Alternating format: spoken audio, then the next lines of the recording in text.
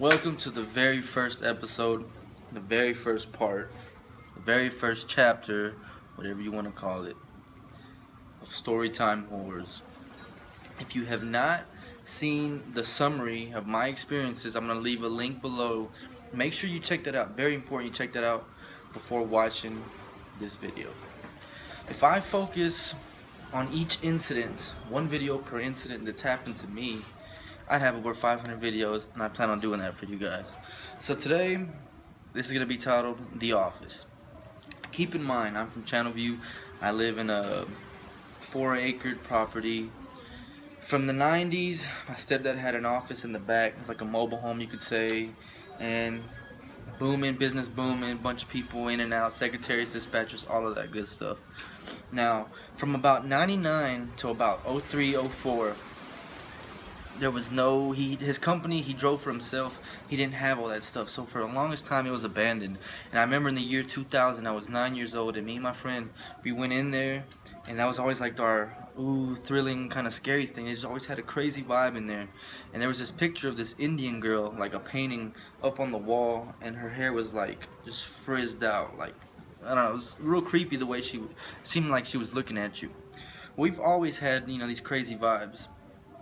And we never, to be honest with you, I'm going to be real with you, we've never had any experiences in that time that it was empty when we were so scared. It was probably because we were just kids, But what we did end up seeing in 04, I remember, before they opened the office again for business, there was, like I said in the previous video, three shadows of men that were hanging on the side of it. So there's always been an eerie feeling about it. Moving on to 2007, I was 16 years old, and I remember that, I wanted my independence, and I'm in the same property, you gotta remember this, but I was like way in the back, so I wanted to go live in the office. It was like a big living room type area, which was where the office, the computers and stuff were. By this time his company was going, so it was like, people were in there, in the day at least. And then he had his personal office, and then there was a door that opened and it blocked that section off, and it was a hallway that would come to like a lobby area over here, which no truck driver, nobody went to this side. So this was like my side of the office. There was like the lobby, there was a front door basically, and the side door was over where his stuff was at, my stepdad's office over there. And then there was a long hallway that went down this way. Along this hallway to the right was one window, and on this side was a kitchen, very small, a shower, and then at the very end a door, which was my room. Now, before I moved into this room, we were all in the office one time, and we were on like his office side, when out of nowhere we hear like a screech, loud, coming from that back room. I don't think a rat could move a filing cabinet. These filing cabinets were loaded with things. So that thing literally just moved. We went and the filing cabinet was moved from position. That door is locked. Nobody's in there doing that. That was the first kind of weird incident that we had, that we were like, something's not right here. We'd walk in sometimes and the TV would be on static. Just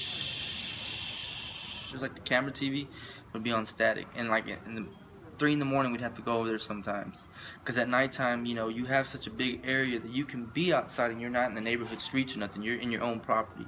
We'd play out there at night and do all kinds of stuff, but make little movies, and it's kind of where all my filming started. So to find the TV in there was crazy. I remember one time I was in my room in there. This is after those incidents had happened. That was probably the beginning of 07. Now it's into summer of 07. And I got out of my sophomore year, the summer going into junior year. But that summer, I stayed in there. And I had an experience where I was laying down one time. I'm laying there, and this thing, I don't know what it is, I feel like is in the corner. I don't see no one. I open my eyes, no one is in that corner. But it's like when a dog is scared looking at a corner or something like that, when you get freaked out, they say like dogs sense that kind of stuff. That's how I was feeling about that. I don't know why. I turned over, I'm trying to relax, and I promise you I could have heard like whispering. Just whispering. So I'm really kind of freaking out at this point. Like, I don't even want to get up. I don't want to walk out. I'm contemplating running out. I don't know what to do. And at that point, I'm like hearing this noise that's like the shower running, which would be down the hallway. The first door there, which is the restroom, had a shower and a toilet, sink. I'm like, is someone taking a shower? Are you serious? Like, I know no one is, but why is that happening? Why is that noise coming? Which I later debunked that it really wasn't. It was like the pipes, the water. Sometimes it would do that, but that added to like the tension of what I was feeling.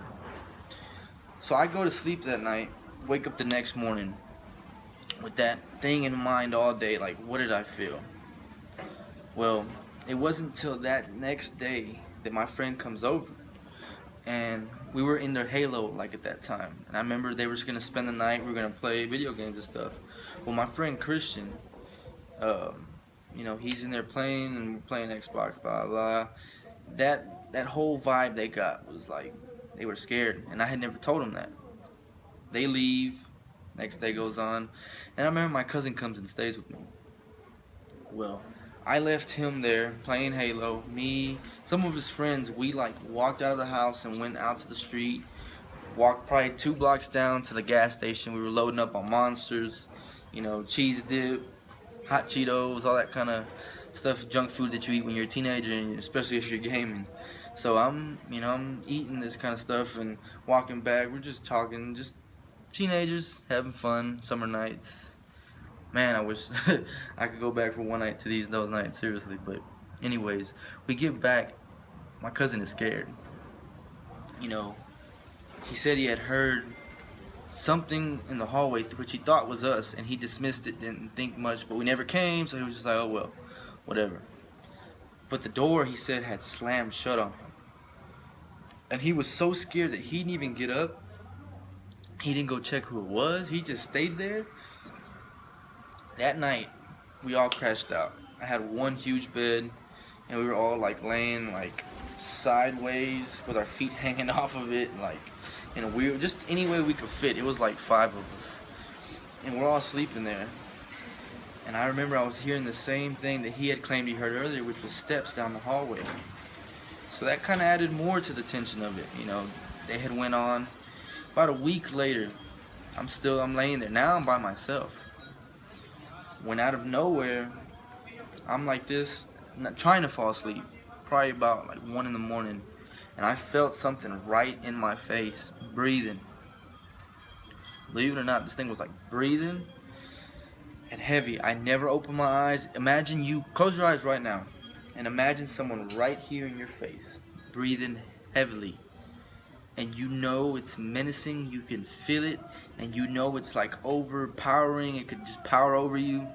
That's what I was feeling. How do you explain that? The same thing that my mom felt, except when she opened her eyes and she seen it, it was somebody without a nose and just holes right here like a demon.